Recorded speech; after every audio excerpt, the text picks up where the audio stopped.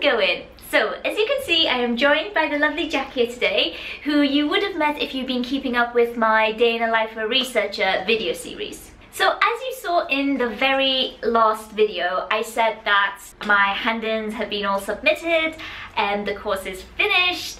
And since I've posted that video, I've been getting quite a few requests from you guys asking me to just talk about my experience and just talk about what the Masters has been like, what kind of things we've learned, what we've done, and also, you know, what's next, like what are we gonna do now that the Masters is finished. And I thought that instead of just sitting here and making a video alone, I would invite Jack to come and also share his experience. Because as you know, he also did the same course. And I thought it would be a really good opportunity to see two different perspectives. Very different perspectives, yeah. Exactly. So if any of you guys are considering doing this course or even a similar one, I know some of the universities do similar, I think Imperial does one. I think so, yeah. Yeah, so if you are considering doing an MRes or a Master of Research, which is what this course was, then it might be good to get two different views on it.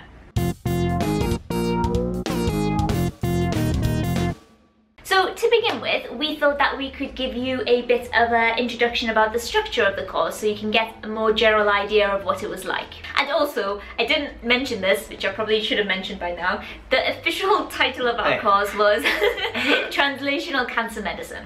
So as we already said, it is an MRes. And do you want to explain to them what the difference is between an MRes and, for example, an MSc or MA? So there are so many masters out there now. There's a Master of the Arts, Master of Sciences, MSci, and they're all obviously cited, their structures cited differently. But I guess the closest one to our MRes would be an MSc. And if you wanted to choose between an MSc or an MRes, what you have to take into account is the way that they're taught. So an MRes is, as in the title, is research-based. Yeah, it's research-based, and an MSc is largely taught. So you will tend to have a lot more written exams, timed written exams for an MSc, whilst with the Master of Research we have a slightly different structure. Yeah, so for example, for our MRes, the way it works, it's not that we didn't have any teaching, but our teaching was more for our interest as opposed to something we're going to be examined on. So essentially, in the first 3 months of the course, once a week, which was Monday mornings, we would have 2 lectures where the PIs, or principal investigators, and these are the lecturers and also the head of like the research groups. Yep. So the people who run the groups. So they would come and give us a talk about their area, and this was a really good opportunity to learn about like the newest and most up-to-date research that's happening in our institute, which was King's. And essentially the point of the lectures were to familiarise us with the, as I said, the research that's happening. And also, the majority of the people who came and gave us a talk were also people who had master's students, so one of us lots. So one of my supervisors gave the talk, not the other one. And both of mine. Both of his also gave the talk. So as far as a teaching / lecture element goes, that was pretty much it. And the rest of the MRes was predominantly in the lab. So we had 2 lots of 6-month rotations where we went into one of these labs and we worked for the principal investigators who we just said gave the lectures. So additionally, we also had a Tort Module, but it wasn't really a module. So the lectures that we mentioned earlier, although we weren't examined on them, they were supposed to help you be able to write an essay on, the title we were given was The Fundamentals of Translational Cancer Medicine, which sounds like a very complicated title, but actually it basically just means... And it was very open to interpretation. So basically, as these lecturers spoke about their specific areas, they were in a way meant to kind of like influence us and give us an overview of what translational research is. And through that we could choose our own specific topic. I mean, having given the fact that each lecturer had their own specific topic that they were looking at, so it might be, you know, how the immune system fights cancer, or how cells divide, or what happens in animals. I mean, we didn't do any animal work, but you know, the PhD. I did actually. Did you? A little bit. We'll go into it later. Right. But they all have the same running theme, which is that they are all part of the translational axis, which is like the translational timeline of cancer. And actually, we should probably say what translational is, because honestly, I wasn't sure what translational research was before Translating I started. French to medicine. Not quite, not quite. And you know, when I had my interview, I had an interview over Skype with my first supervisor, and she asked me what translational, she asked me if I knew what translational research was. And I'm pretty sure I gave like the most obscure answer, and she had to be really polite, and she was like, well, okay, but let me tell you what my understanding of translational cancer is. This is the answer. This is the answer. Politely, you're wrong. So essentially, what we mean by translational research is research that, actually, let me put it this way. So, for example, at the moment, we have got a massive repertoire of scientific discoveries, and you know, we kind of know a lot about how things work and why certain things happen, etc, etc. And the translational process is taking what we know and translating that from like just scientific literature into the actual clinic. So the way that it was described to me was you're taking stuff on the bench side, which would be the lab bench, yeah, all the way up to the bedside, which would be where the patient is. Yes. So let's say you're looking at a particular protein that might stop cells dividing.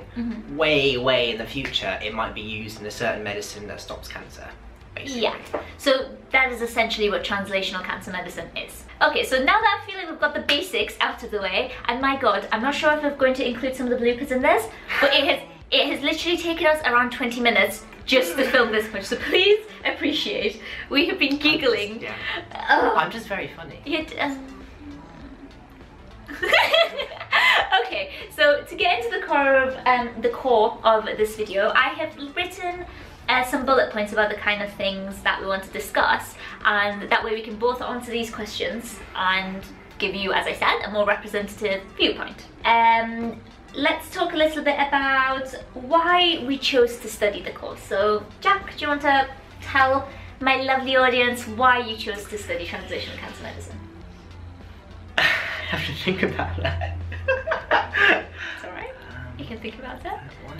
So I studied, just like Atousa did, biomedical science for my undergraduate. So I took 3 modules, which were human cardiovascular and respiratory pharmacology, immunity and infection, and biology of cancer. And of the 3 modules I did in my final year, I thought that the one I was best at and the one I enjoyed the most was biology of cancer. So it made perfect sense for me to go on and sort of home in on the cancer. Yeah. So, you know, a Master of Translational Cancer Medicine made sense for me. So why did you decide to choose a course that is very research based as opposed to either a Tort Masters or, you know, going and doing something else in cancer that wasn't necessarily research? I think because I really enjoy the lab. I mean, as frustrating and as hard work and all the, you know. You've seen the vlogs. You know the struggles. Yeah. You know, imagine 14 Atousas doing exactly the same thing. As hard as it is, I do really find it rewarding. You know, the stuff you can do in the lab, and fun. It's actually fun. Yes, it is fun. It is fun.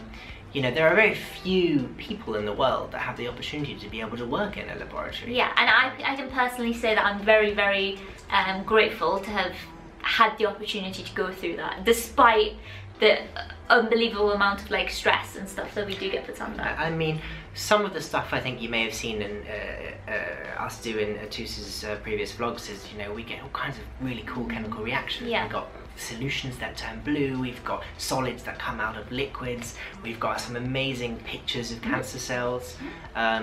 It's very cool if that's what you're into. And so because I got a taste for the lab in my undergraduate, I wanted to continue working in the lab, but this time on cancer, so it made sense that I would do a master's. Yeah, and you know, my experiences are quite similar. So when I was doing my biomedical sciences degree, and I've talked about this in other videos, I kind of went through a bit of a crisis phase where I was like, oh my god, I don't know what to do, like what am I going to do with biomed, blah blah blah blah. And I think what really turned it around for me was in my, like after my second year, in the summer between second year and third year of university, I managed to get in touch with one of the PIs at Newcastle, which is where I did my biomedical sciences degree, and ask him, you know, do you have any research projects? Because I would love to come and gain some experience. And this guy just so happened to be in cancer research. Obviously, if you do biomed, you can go and do research in neuroscience, cardiovascular science, etc.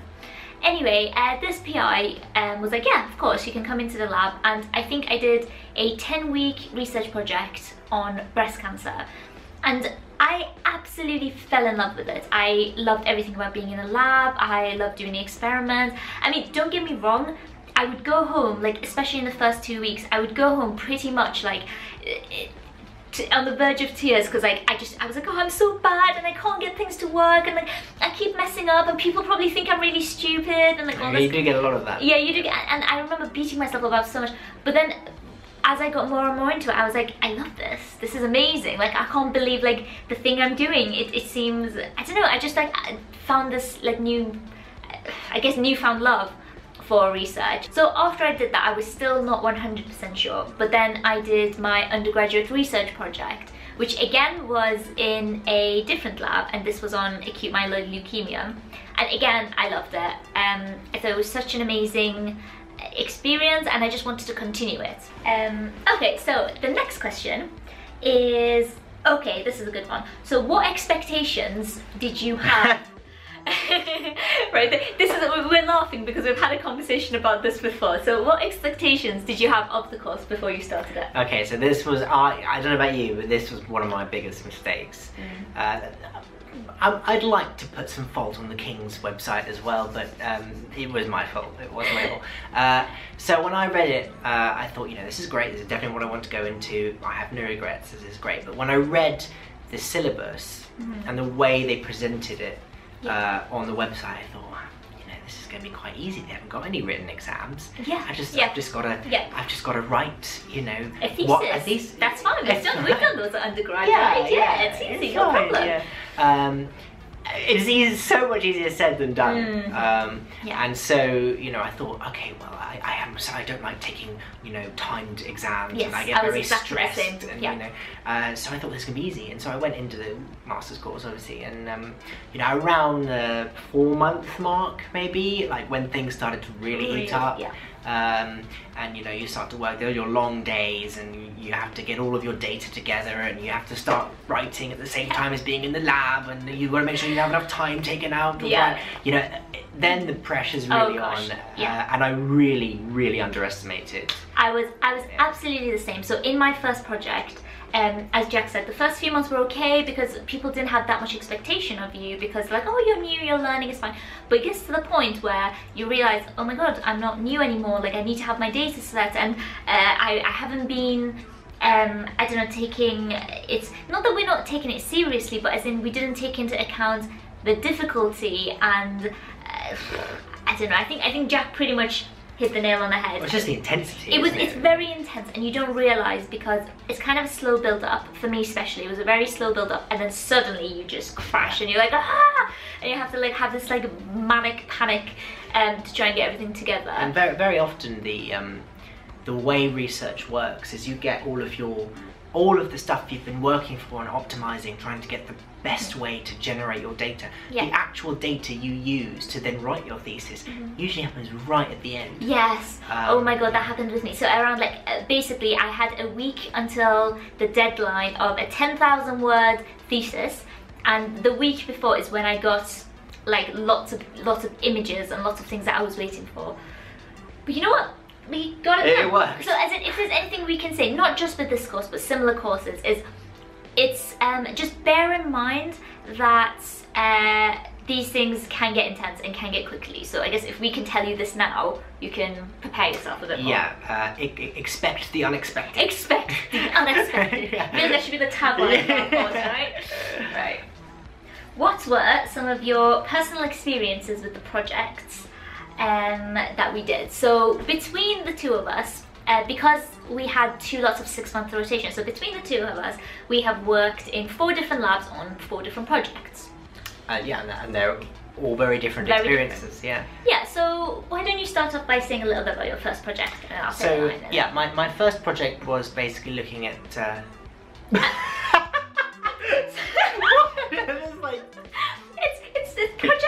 Pong. Oh yeah, project. Sorry, yeah. Project Ping Pong. Project Ping Pong. Oh god. Okay. What was this? Okay, no. So my first project was working with a professor that focused on the way cells move and how they move. And I was looking at a particular protein in the cell and, you know, how it affected how the cell moved. And my experience in that lab was very different to my second rotation, which I'll tell you a little bit after Atousa's told you about her first rotation. I was in a very big lab. There were lots of people. There were quite a few students, some master's students, some PhD students, a lot of postdocs. And I would say probably working in the lab there were at least 8 to 10 of us. I mean, it's got smaller now, but you know, because everybody moves around, that's the nature of science. But the project was very intense.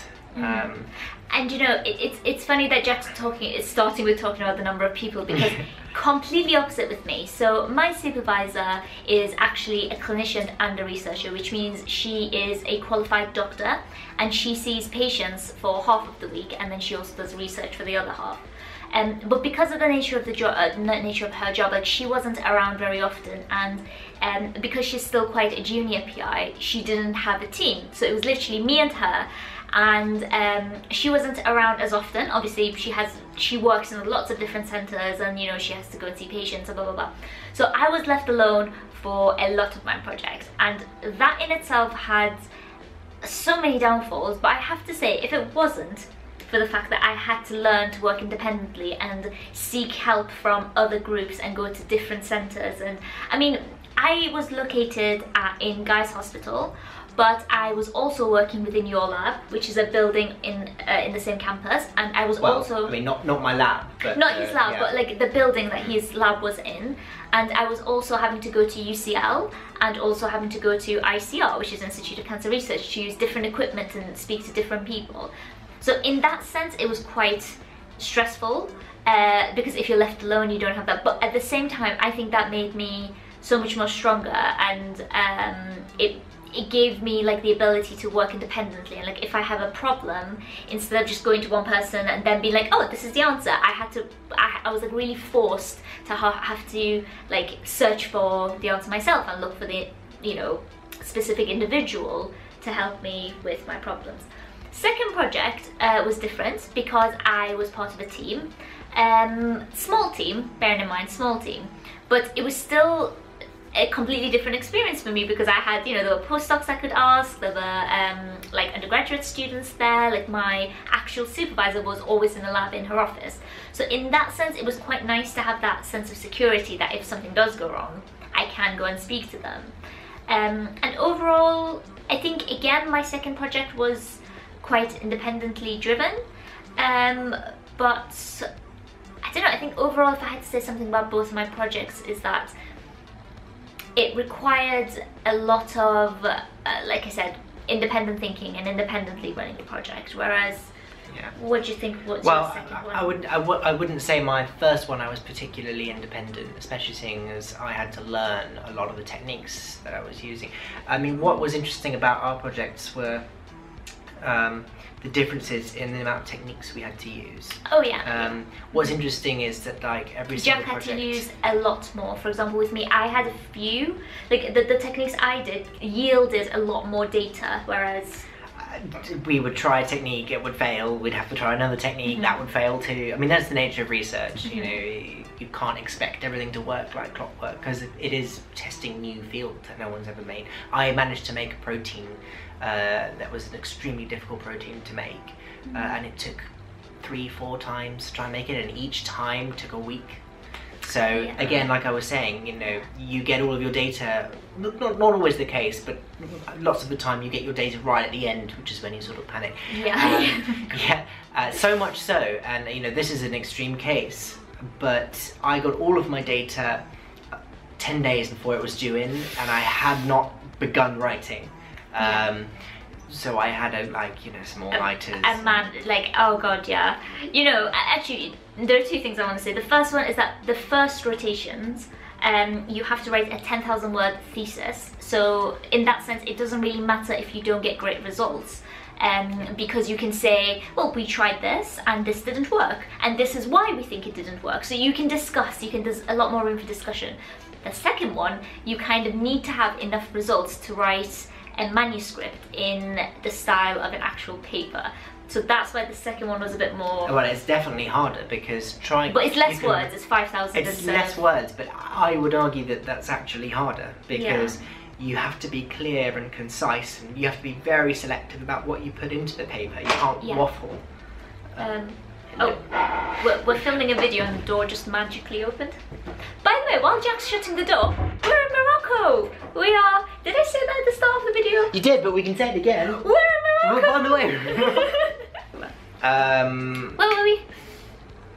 Oh yeah, so the nature of the manuscript. So the manuscript is, I would say, harder than the dissertation because there's an element of being able to waffle, you know, and talk a little bit about...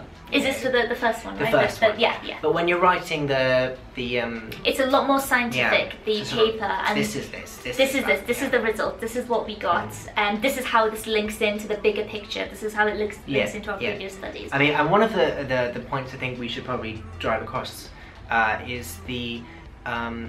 there's a lot of pressure. I mean, we put a lot of pressure on ourselves to get results. Yes. But because they know that it's a master's project, you know, it's not all about results. It's actually equally graded for your discussion.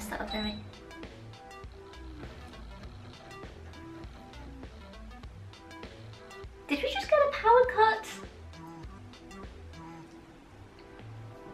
I think it's okay. I think we just had a quick power cut. Anyway, so let's go back to the manuscript bit when you shut the door. You were saying that, so manuscript's more difficult because you, essentially for the first one, you have to, there's an element, as Jack very nicely put it, of being able to waffle or discuss if you want to be official. But whereas with the second one, because it's a lot more scientific, you rely a lot more on your data. Exactly. So the second point that I wanted to say actually was, because when you mentioned all-nighters, you reminded me. So one of, I think, I've had a few nights like this, but one of the funniest ones was when it was maybe in the last 2-3 weeks where we were under a lot of stress and we had to do an all-nighter. In my all-nighter, I basically just had to sit on my laptop and analyze data and write, but Jack was still in the lab. So we were in his lab and here's us at, I'm not even kidding, 4 AM. Jack is going in and out of the lab doing experiments. I'm sat there. We have got like this ginormous like 18-inch pizza and we're kind of like just sat there like internally screaming, feeling sorry for ourselves, like drowning our sorrows. Externally screaming. Externally, yeah, sometimes like I would just be like typing and I'd just hear, and I'm just like, oh, Jack's Western blot failed. I ate so much pizza as well. Yeah, so much pizza. Oh my god, yeah. I ended up rolling in and out of the lab. And you know, if you've seen my last day in the life of a researcher video, you saw my drawers. That was only a snapshot of the amount of digestive biscuits that we went through. To be fair, I helped. Yes. Hence I said what we went through. Oh, I see. Yes. Oh. But most of it was me. It was my drawer. They're my weakness. Anyway, next question. Okay. Okay, so this is a good one. This is a good question or questions. What do you think you learnt from the experience? Or say I didn't learn anything. No. Okay, so say one thing that you learnt, and also what would you do differently? So I guess what you could say is say something that you are happy that you did, that you know you got something out of it, and something that you would do differently. Okay. Okay, I would say that I was very happy that after you've spent so long trying to do something, when you finally get something in the end, it's a huge achievement. Oh my gosh, yes, I totally see that. It's quite funny because when you speak to somebody who isn't a scientist, could you tell that we're a scientist? DNA tree. And proud. And of course I've lost my mojo now. What was I saying? When you've created something. When you've created. So if I take the protein for example, it took me, you know, the best part of a month to make it. And when I finally made it, and I literally had you know, a little tiny band on a bit of X-ray paper, just literally a line, and that's how Western blot works.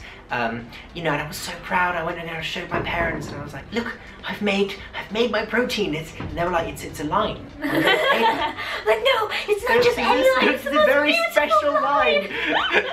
Yeah, I think that's quite funny. So, what do you think you learned from that?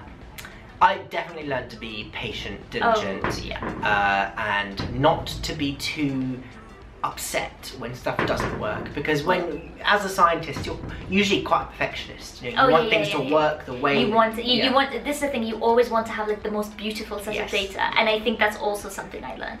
So yeah, no. Something we would do differently. Yeah. And, what would you do differently?